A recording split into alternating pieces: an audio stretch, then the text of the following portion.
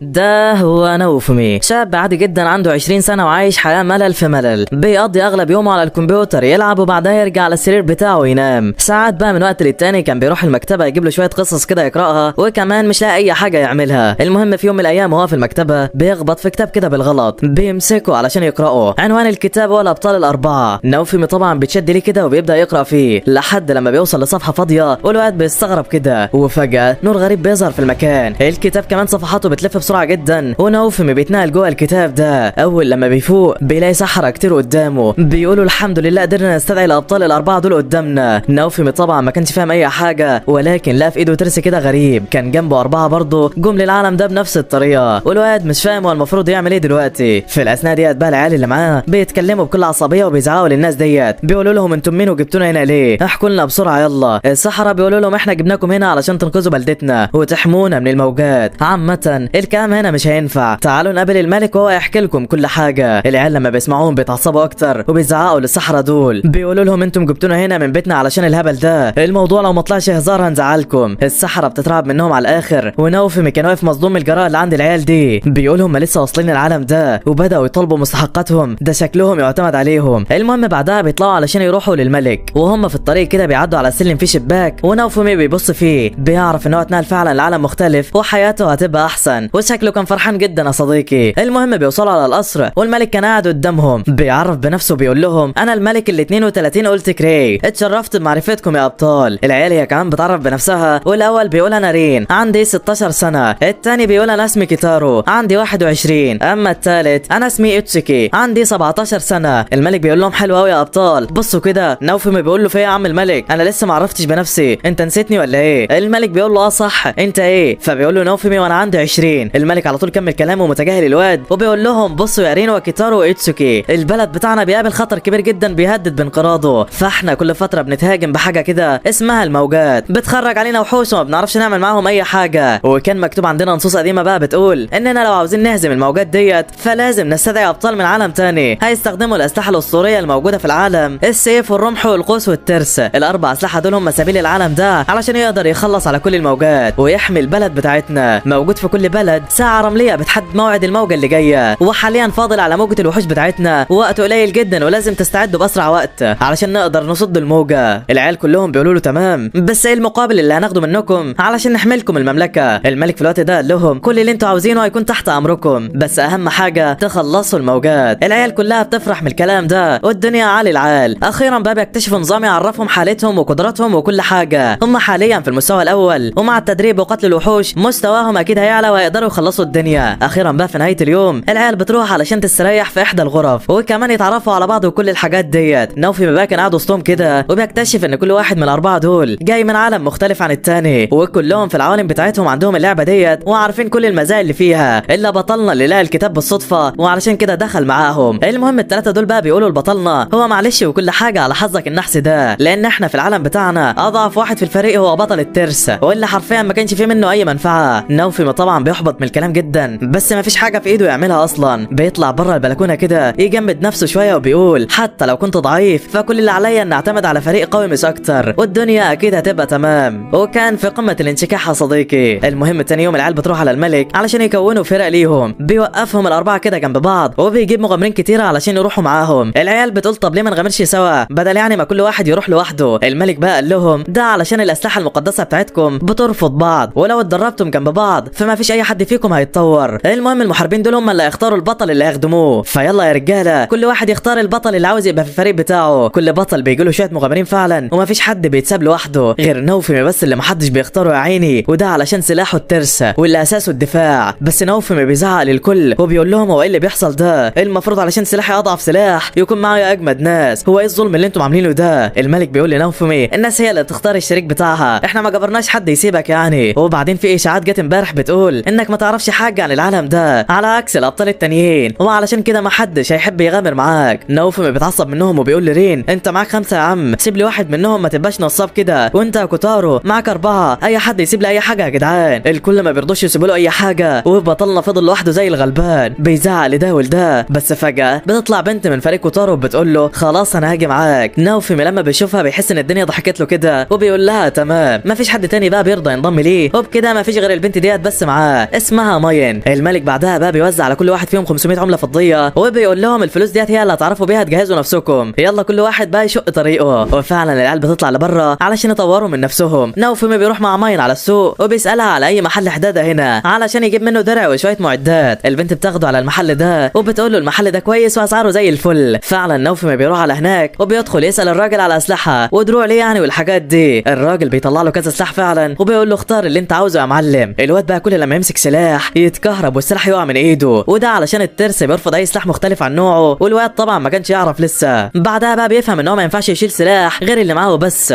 وبعدها بيدخل على جوه علشان يجيب درع ليه. الدنيا بتاعته بتتظبط واحده واحده، وبعدها بيحاسب الحداد وبيمشي. بيطلع بره علشان يقاتل في شويه الوحوش دول، وبيفضل يعافر معاهم طول اليوم علشان بس يكسب شويه نقاط خبره. الموضوع بالنسبه له كان صعب بغباء، وده علشان سلاحه من النوع الدفاعي بس يا صديقي، وده على عكس باقي الابطال اللي كانوا بيخلصوا على الوحوش بكل سهوله. المهم الواد بعد ما بيقتل الوحوش دي بيدخلها جوه الترس بتاعه علشان ياخد خبرات برضه ويطور السلاح اكتر. ماين هي كمان كانت بتساعده في كل حاجه، والواد حس ان الدنيا بتاعته ما فيش احلى من كده. غلبان ما يعرفش ان السواد مستنيه قدام. المهم بيرجع بعدها على المدينه وبيروح على الحداد. المره ده هيختار سلاح لماين تقاتل بيه، والبنت يا عيني ما بتسميش، بتختار اعلى الاسلحه جوده في المكان وبتقول لبطلنا انا اخترت دول. الواد بيسال الحداد على سعرهم بعد الخصم وبيقول له 450 فضيه، وكده جاي على نفسي كمان. نوفمي بيقول لماين والله الاسلحه بتاعتك غاليه قوي علينا، ايه رايك تقللي التكلفه شويه؟ البنت بكل ما يصح كده بتقول له ما كل ده هيرجع لك بعد ما بقى اقوى واقتل الوحوش، ولا انت مش عاوزني اكون في فريقك ولا ايه؟ وبعدها بتقرب منه كده يا صديقي وبتتلزق فيه. الواد طبعا ما بيقدرش يقاوم اللي هو فيه وبيدفع الفلوس زي العبيط وبيطلع على بره. بيروح ياكلها كمان في مطعم اخر فخامه، والبنت ما كانتش سهله، كانت عماله تدلع عليه كده وتوزه علشان يشرب حاجات مش تمام، بس الواد ما بيرضاش يسمع كلامها وبيقول لها انا هنام بدري علشان الصبح نروح نشتغل ونجمع فلوس يعني بدل اللي اتصرفت النهارده. البنت بتقول له تمام وخلاص كان سايبها وماشي، بس قبل ما يمشي بيبص لها كده وهو قايم بيقول لها شكرا علشان انت قبلت تكوني في فريقي، مش عارف من غيرك العالم ده كان هيبقى عامل ايه، يلا تصبحي على خير يا بنت الحلال. البنت بتقول له انت من اهله، وبعدها بيرجع الاوضه بتاعته علشان ينام. بيطلع شويه فلوس كده ويعينها في الدرع بتاعه وبيقول حلو علشان نضمن الدنيا. بيسمع بعدها صوت كوتارو واتسوكي في نفس الفندق وما بيديش لوجودهم اهميه وبينام. بيقول يلا الصباح رباح بقى ونعرف هما هنا ليه. بينام فعلا زي القتيل، والصبح بيصحى علشان يروح على مغامرته، ولكن لما بيدور على المعدات بتاعته بيلاقيها اتسرقت، فلوسه هي كمان كلها اتسرقت وما تسابلوش اي حاجه. الواد على طول بيطلع لبره علشان يشوف ماين حصل لها حاجه ولا ايه، ولكن مفيش اي رد. في الوقت ده بقى جنود الملك بتحضر في المكان وبيحاصروه من كل حته. نوفي بيقول لهم حلو قوي، كنت لسه عاوز اكلمكم علشان اعرفكم اني اتسرقت. الجندي ده بيقول له اخرس ما اسمعش صوتك وتعال على القصر بسرعه. الواد ما فهمش اي حاجه وبيروح معاه على هناك، بيرموه قدام الملك بكل غباء والكل رافع عليه السلاح. الواد هو كمان بيشوف ماين قدامه وبيلاقيها بتستخبى كده منه، بتدخل ورا البطل كوتارو والواد بيتصدم كده من فعلها. بيقول لها وايه اللي حصل، انت ليه بتستخبي مني كده؟ الملك بيزعق على اخره وبيقول له اسكت يا كلب انت، بعد كل اللي عملته ده ليك عين تتكلم معاها؟ ماين قول يلا اللي حصل معاك امبارح. البنت بتتكلم فعلا وبتقول امبارح وانا نايمه في اوضتي بطل الترس دخل عليا وهو سكران، حاول يبهدلني ويعتدي عليا بس انا ما سمحتلوش، هربت بسرعه وبالصدفه لقيت كوتارو قدامي ولحقني منه. نوفي لما بيسمع الكلام ده بيتصدم وبيقول لهم ده ازاي الكلام ده انت حتى امبارح عزمت عليا وما رضيتش اشرب، انا ليه هعمل كده فيك وانت في فريقي؟ انت ليه بتكدبي وبتقولي كده؟ وبعدين الدرع اللي كوتارو لابسه ده بتاعي، انت الحرامي اللي سرقته صح؟ كوتارو بيقول له انا هسرقك ليه؟ ده ماين هي اللي جابته لي امبارح كهديه بعد ما انقذتها منك. الواد بقى بيفهم ان كل ده لعبه منها علشان تعجب كوتارو مش اكتر، والواد طبعا كان شبه العبيط مصدقها. بيقول لهم عندكم دليل ان عملت كده؟ الحارس بيقول له ايوه. فبعد ما نوفي مشى من الاوضه بتاعته لقينا ده على السرير بتاعه. الواد بيتصدم ازاي لقيتوه ما كانش في اي حاجه في الاوضه اصلا لما انا كنت فيها. الملك بيقول له اخرس انت لسه هتكذب كمان، الجريمه اللي انت عملتها ديت عقوبتها الاعدام، بس علشان انت بطل مش هنقتلك وهنسيبك تخرج لبره بسمعتك الهباب دي. انت مش هتبقى بطل زي ما احنا كنا فاكرين، لا انت هتبقى كلب، كل اللي هيشوفك هيتقرف يبص لك. نوفي لما بيسمع الكلام ده بيتصدم جدا، كل اللي حواليهم كمان بيستحقروه، الابطال هم كمان بيعملوا زيهم، والواد حس انه دايخ من اللي بيحصل معاه. بيقول لماين انت ليه بتعملي كده؟ انا ما قصرتش معاكي في اي حاجه. بيبص عليها كده وهوبا بيلاقيها بتذل فيه، بيعرف وقتها ان هي كانت بتضحك عليه مش اكتر علشان تاخد فلوسه وتذله، وكل ده كان من تخطيطها. بيتعصب جامد من اللي حصل معاه وبيقول لهم تمام انا فهمت كل حاجه، انتوا يا اشكال وسخه تعاونتوا مع بعض علشان تسرقوا فلوسي. الملك والحراس وحتى الابطال والعالم ده كلكم كدابين وبتتامروا عليا، طالما مش عاوزيني كده وانا مضايقكم رجعوني للعالم بتاعي، انا اصلا مش عاوز احارب علشانكم. الملك بقى بيقول له ما لو الموضوع بالسهوله ديت كنا اصلا رجعناك، بس الحل الوحيد علشان ترجع هو انك تخلص على كل الموجات او تموت انت والاربع ابطال مع بعض. نوفي بعدها بقى بيقول لهم تمام ودلوقتي هتعملوا ايه؟ هترموني في السجن السجن يعني ولا ايه؟ الملك قال له لا، مهما كانت عمايلك فانت ليك واجب ولازم تحارب الموجات، بس هتعمل كل ده لوحدك وسمعتك هباب، اعتبر بقى ان ده عقوبتك ويلا امشي من قدامي. نوفي بيقول لهم تمام وبيكون خارج لبره، بيطلع الفلوس اللي كان عينها في الدرع بتاعه وبيحدفها المين، بيقول لهم ده اللي انتم عاوزينه صح؟ خدوهم يكشي تنفعكم يا اشكال وسخه. وبيخرج من المكان وهو في قمه الغضب، بيطلع بره القصر وكل اللي بيقابله بيبعد عنه، بيبصوا له نظرات احتقار. ده حتى الحداد لما بيشوفه بيتعصب منه وبيمسكه في الجدار ده علشان يضربه. نوفي كان ثابت في مكانه مستنيه يضربه وبيقول له حتى انت كمان بتبصلي بنفس النظرات بتاعتهم. وقتها الحداد بيحس ان الواد ده مظلوم وبيقول له حقك عليا، بياخده على الورشه بتاعته يديله رداء كده علشان يتدرى فيه. ونوفي طبعا ما كانش راضي ياخده، بيقول له شكرا بس انا ما بقبلش الصدقه، يلا انا همشي. الحداد بيقول له ده مش صدقه ليك، ده اعتبره حق انك اشتريت مني وهيتفضل عليك 5 عملات نحاسيه بس في اي وقت بعتهم يعني. نوفي بيقول له تمام وبياخده وبعدها بيخرج لبره علشان يصطاد، بيقاتل في الوحوش ويقتلها وبيطلع فيها كل الغضب اللي جواه، مستواه بيعلى وبيوصل لليفل 2 وبعدها بيرجع على المدينه علشان يبيع البضاعه اللي جمعها. البياع اللي هناك اول لما بيعرف ان هو بطل الترس بيقلل السعر 10 اضعاف وبيقول له لو مش عاجبك امشي انا مش شاري منك حاجه. نوفي بيتعصب عليه وبيطلع له الوحوش ديت صاحيه في جسمه بيهدده بيها، بيقول له لو عاوز تعيش من غير مشاكل فبيع البضاعه بالسعر الاصلي والا لو ما سمعتش الكلام هخلي الوحوش ديت تقرش عظمك. تمام. التاجر بيقول له تمام وبيبيع له. بعدها الواد بياخد الفلوس منه وبيسيب للحداد ثمن الدرع اللي هو عطاه له، بيطلع بره بعدها ينام في الغابه والصبح بيكرر نفس الكلام بس بيلاقي شويه نباتات كده موجوده قدامه ولما بيحطها في الترس بتتطور والدرجه بتاعتها بتعلى. بعد ما بيطور النباتات ديت بياخدها يبيعها على الراجل ده وبياخد منه مبالغ محترمه حقها. بعدها الواد بيرجع على الفندق ياكل فيه وبيجهز علشان ينام بس 3 من اللصوص بيطلعوا عليه وبيقولوا له احنا عاوزين ننضم للفريق بتاعك يا عم البطل، سمعنا ان ما حدش معاك والدنيا سواد، ايه رايك نكون فريق واحد؟ نوفي بيقول لهم تمام بس تعالوا نتفق على النسبه من دلوقتي، بما اني هكون القائد فاخد 70% وهسيب لكم الباقي، وطبعا ده لو عملتم اي حاجه، لكن لو عطلتوني فمش هتاخدوا حاجه والكلام هنا مش نافع. تعالوا نطلع بره بقى علشان افهمكم الدنيا احسن. العيال فعلا بتطلع وراه وبيقولوا له انت صدقت نفسك ولا ايه يا جرب انت؟ طلع الفلوس اللي معاك بسرعه والا هنخلص عليك. نوفي بيقول لهم ما كان بالاول ما كناش وصلنا لحد كده. وبوم بيطلع وحش من اللي معاه وبيضرب واحد فيهم، التاني بيحاول يضربه بالسكينه ولكن بالترس بيتصدى له، التالت بقى بيخاف منه وبيطلع يجري على البيت. بعدها نوفي بقى كان واقف متعصب جدا وبيقول انا عندي كل مقومات الدفاع بس ما بعرفش اقتل وحوش، انا محتاج حد يقتل الوحوش ويكون السيف بتاعي وما يخنيش ابدا، بس الحوار ده صعب تلاقيه وسط البلد اللي كلها خونه. ولكن فجاه واحد واقف وراه بيسمعه بيقول له سمعت كل اللي انت قلت عليه، ما تقلقش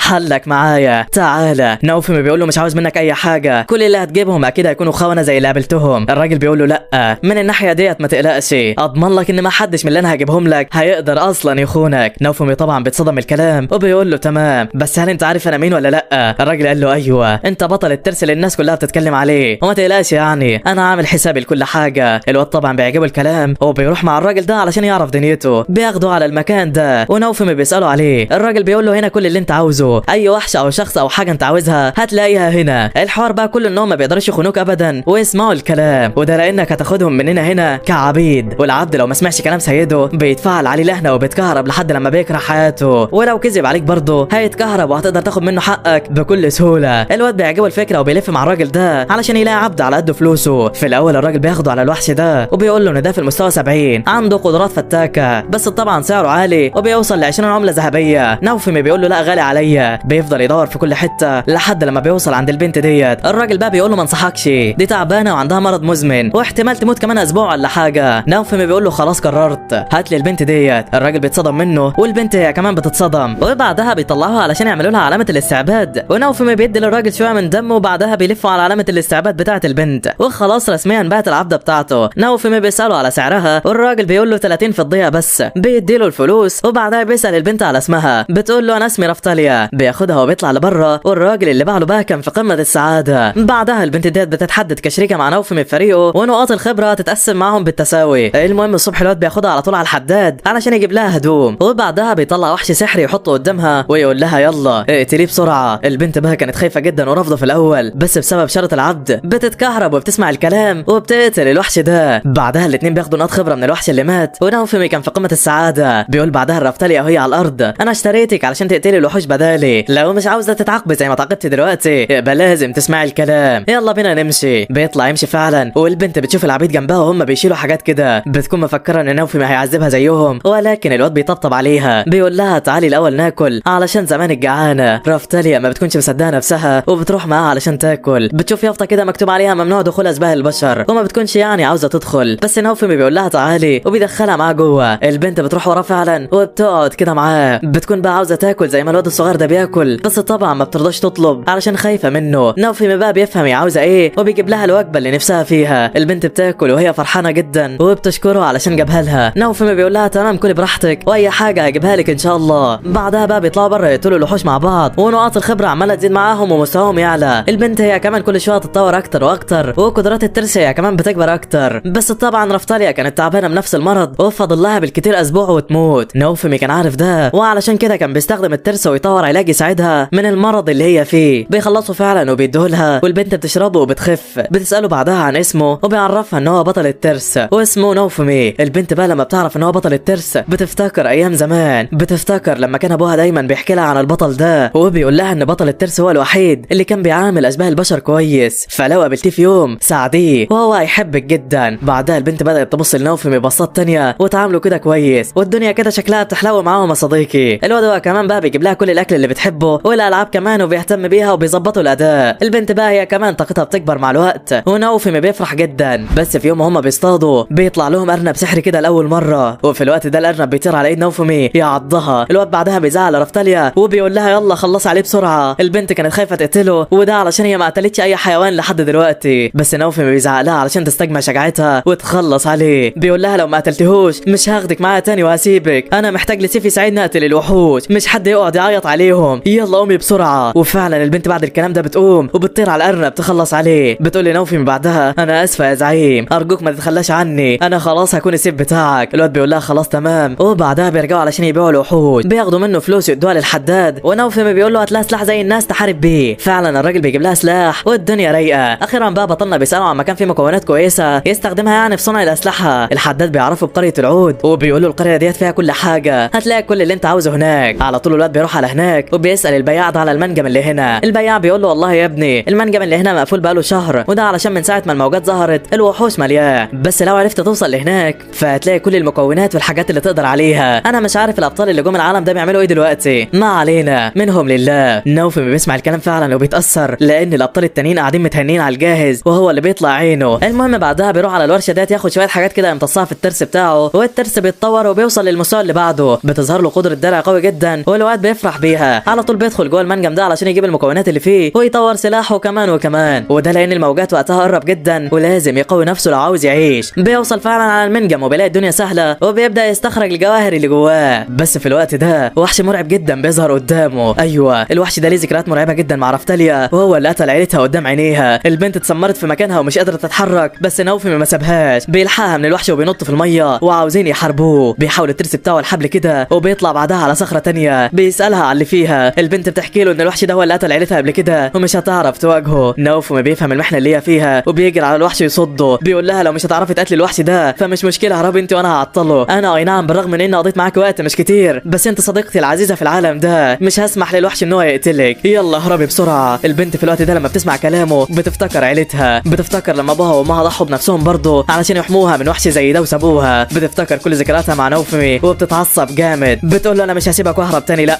انا هكون السيف بتاعك وهحميك. وبومه بتنقض على الوحش بسرعه جدا والوحش بينضرب فعلا منها. بيسيب نوفمي بيروح علشان يخلص عليها، بس الواد بيستخدم قدراته الجديده وبيوقفه. البنت هي كمان بتستغل ان هو وقف وبومه بتطير عليه تديله النهيه. ايوه رفتاليا اخيرا فاقت لنفسها وقدرت تهزم الوحش، كانت في قمه السعاده. بتجري بعدها على بطلنا تاخده بالحضن وبتقعد تعيط تترجاه ما يسيبهاش لوحدها ابدا. الواد طبعا بيطبطب عليها يطمنها وبيوعدها ان هو مش هيسيبها، وبعدها بيخلص اليوم. المهم بتمر الايام على الاثنين والبنت عماله بتكبر ومستواها بيزيد، ونوفمي هو كمان بيطور الدرع بتاعه. بيجمع فلوس بعدها وبيروح على الحداد يقول له انا عاوز درع ليا زي الناس احارب بيه. بيديله مكونات من اللي جمعها من قريه العود، والحداد بيقول له بكره الصبح الدرع بتاعك هيكون جاهز، بس خد بالك بقى من البنت ديت علشان هي كبرت والناس هتضايقك عليها. نوفمي اصلا ما كانش واخد باله انها كبرت ولا عارف اي حاجه. المهم بيروحوا ياكلوا كالعاده ويناموا، والصبح الحداد بيعمل لهم الدرع وبيروق عليهم. رفتاليا بيعجبها الدرع جدا وبتقعد تمدح فيه، اما نوفمي بقى فكان شايف كل حاجه عادي وعاوز بس يعرف ميعاد الموجه الجايه. الحداد بيقول له ده سهله يا عم، كل اللي عليك تروح للساعه الرمليه في الكنيسه وهناك هتعرف الوقت لو استخدمت قوه الترس بتاعك. الواد بيتصدم جدا لما بيعرف المعلومه دي لان الملك ما قالوش عليها. بيقرر يروح على هناك دلوقتي ويعرف الهجمه الجايه هتكون امتى. بيروح فعلا واول لما بيدخل الترس بتاعه بينور وبيظهر بيظهر العد التنازلي للموجة. حاليا فاضل 20 ساعة بس والمفروض الكل يجهز علشان القتال. الواد بقى خلص دنيته وماشي، وهوب الابطال الثلاثة كانوا في المكان، كانوا عمالين يشتموا في بطلنا ويضايقوه، هم مستغربين هو هنا بيعمل ايه. ناوفي بقى ما بيعبرهمش وبيتضايق من اشكالهم وبيعدي كده من غير ما يتكلم معاهم. كوتارو الكلب بقى بيشوف رفتاليا وبيحاول يقرب منها، بس ناوفي بياخدها منه بالعافية. بيرجع بعدها على البيت، كان متعصب جدا علشان شافهم النهارده، ورفتاليا مش عارفة هو متعصب كده ليه. بتحاول تسأله بالليل عليهم بس الواد ما بيرضاش يعرفها على حاجة. بيقول لها نامي دلوقتي علشان الصبح الموجات هتحصل ولازم تكوني فايقة. الصبح فعلا كل الابطال بيتجمعوا مع بعض مع الفرق بتاعتهم والعد التنازلي شغال وخلاص الموجة هتظهر. رفتاليا بقى كانت واقفة كده ورا بطلنا بعد ما فكرت في كل حاجة بالليل وعرفت هي عاوزة ايه. بتقول له بعدها انا مش عارفة الابطال دول عملوا معاك ايه او ايه الاشاعات اللي بتدور حواليك، انا بس متأكدة انك انضف منهم كلهم واشجع 100 مرة، وعمري ما هتخلى عنك مهما حصل او مهما كانت الظروف خانتنا. انا زي ما قلت لك قبل كده سيفك وعمري ما هسيبك لوحدك. نوفي لما بيسمع الكلام ده بيتأثر جدا وبيعرف ان هو اختار صح. المهم الوقت بيخلص والموجة بتظهر والسما بعدها بتتلون بالاحمر. الابطال الاربعة بيتنقلوا على مركز الموجة ومعاهم كل اللي انضم للفريق بتاعهم. الوحوش بعدها بتظهر من كل حتة في المكان اللي هم فيه، والمفروض انهم يقتلوا زعيم الموجة ديت ويخلصوا عليه. الابطال الثلاثة فعلا كانوا راحوا على الزعيم وبيقتلوه، ومحدش فكر يروح على اي قرية علشان يحمي اهلها من الوحوش دول. نوفي بقى لما بيعرف ان القرية ديت قرية العود ومحدش بيساعدهم بيقرر يروح هناك ويضرب في الوحوش ويلحق الناس باسرع وقت. بيفضل يضرب في الوحوش ويبعدهم عن سكان القرية، ورفتاليا بتاخد اللي عايش منهم وتوديه لمكان امن. بس اعداد الوحوش كانت كتيرة جدا والواد عاوز حل علشان يخلص عليهم. بيفضل يفكر ويعصر في دماغه وبيشوف البتاعة دي بيجري عليها بسرعة جدا وبيطلع فوقها. بعدها بينرفز في كل الوحوش اللي حواليه. فعلا الوحوش بتتجمع وبتحاول تطلع عليه وهوبا بيحدفهم بالبنزين ده وبيولع في كل اللي طالع. بعدها بقى بيكون مفكر ان كل اهل القرية هربوا ولكن بيلاقيهم راجعين من تاني. بيقولوا له احنا فكرنا كتير وقررنا ما نسيبكش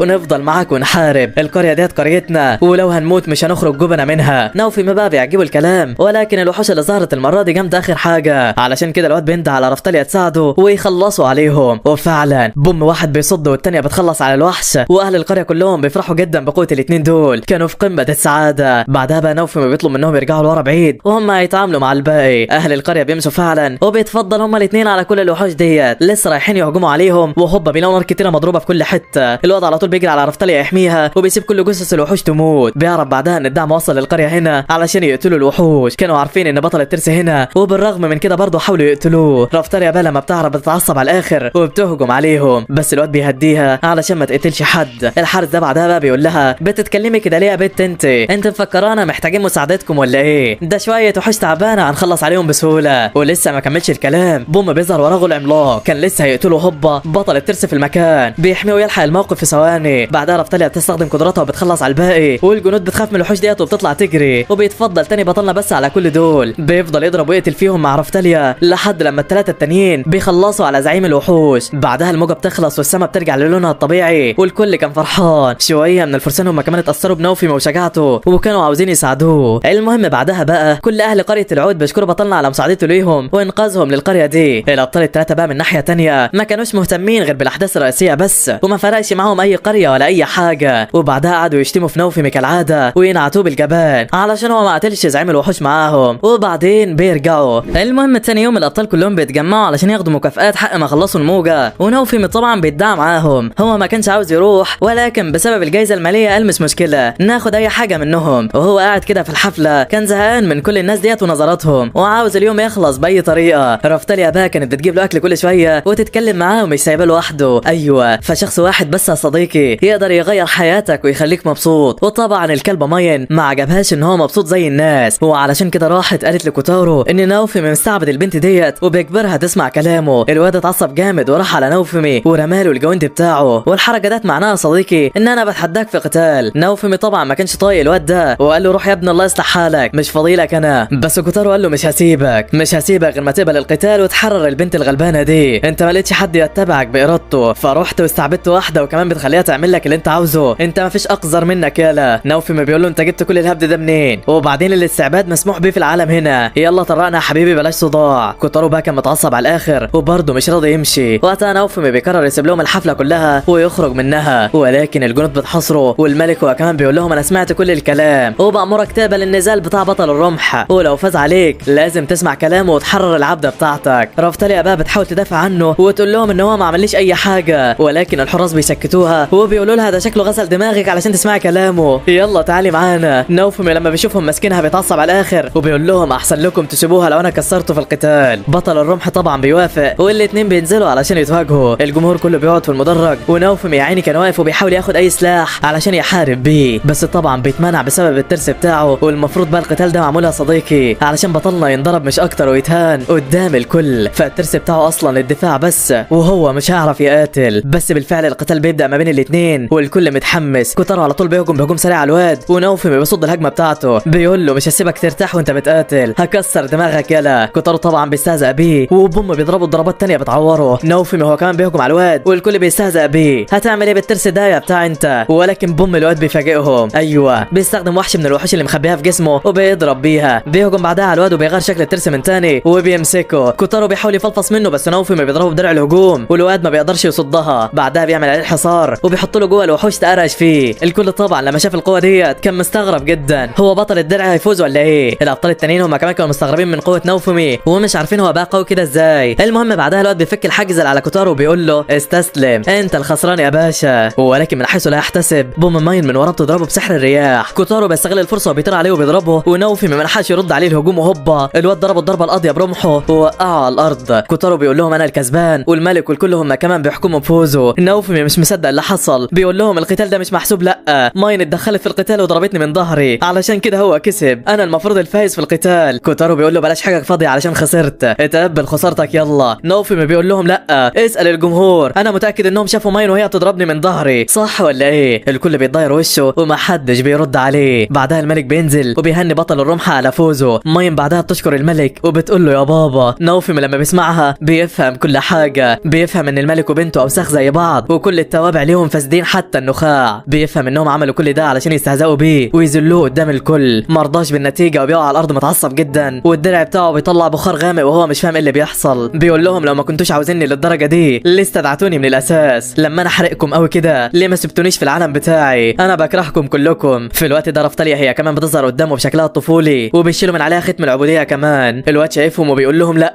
ما تاخدوش مني الشخص الوحيد اللي معايا. بس خلاص البنت فكت ختمها وماشيه وسايباه. الواد هو كمان من كميه القهر والزعل اللي حصلت له قعد يلعن ويسب في الدنيا كلها، بيقول لهم انا هقتلكم كلكم مش هرحم اي حد واخلص على الكل. الترس بيسمع كلامه وبيفعل وضع اللعنه وكل ده ومحدش حاسس بيه. بس في الاثناء ديت بقى رفتاليا ما كانتش مشت ولا حاجه، لا ده كانت بتشتم وتهزق في كوتارو علشان حررها. بتقول له مين قال لك ان عاوزه اتحرر ولا عاوز ابعد عن بطل الدرع؟ انت مين قال لك اصلا تتدخل في حياتي ولا تفكر تغيرها؟ كوتارو بيقول لها بس نوفي مستعبدك واكيد يعني بيعذبك وانت مش عاوزه كده. رفتاليا قالت له لا ما فيش اي حاجه من ديت حصلت لي، نوفي اعتنى بيا ورباني وما ارغمنيش على القتال ولا مره، بالعكس حتى لما كنا هنموت كان هيضحي بنفسه علشاني وحاول يخليني اهرب. انت بقى مفكر نفسك جامد علشان هزمته ظلم؟ طب جرب كده تكون مكانه وتستعبد واحده على حافه الموت وتربيها وتعالجها علشان تبقى زيي. انت محصلتش حتى الحساله. الابطال الاثنين التانيين بيوصلوا هم كمان على المكان وبيقولوا لكوتارو ان القتال اللي فات ده انت الخسران فيها صاحبي، فلولا مساعده ماين ليك من ورا كان زمانك زي الكلب ومستسلم. الواد بيقول لهم ما حصلش،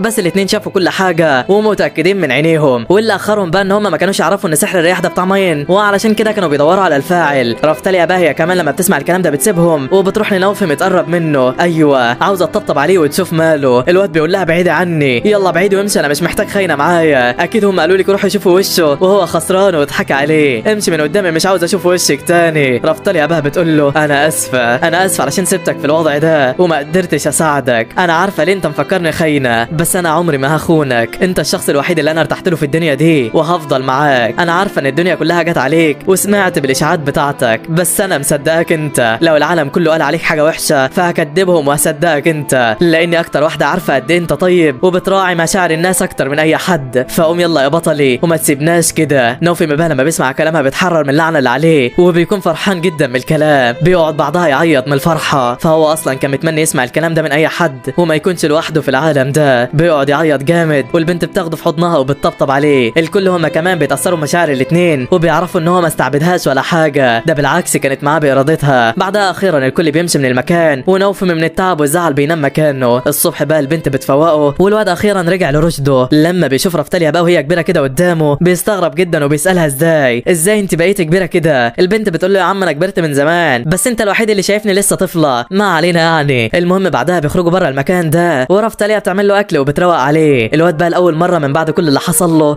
بيحس بطعم الاكل وبيفرح. الدنيا بقت اخر حلاوه. المهم بقى لحد هنا بيخلص الجزء بتاعنا. لو عاوزين تعرفوا ايه اللي هيحصل بعد كده اكتبوا لي في التعليقات، وما تنساش اللايك والاشتراك يا عم. ويلا سلام سلام سلام.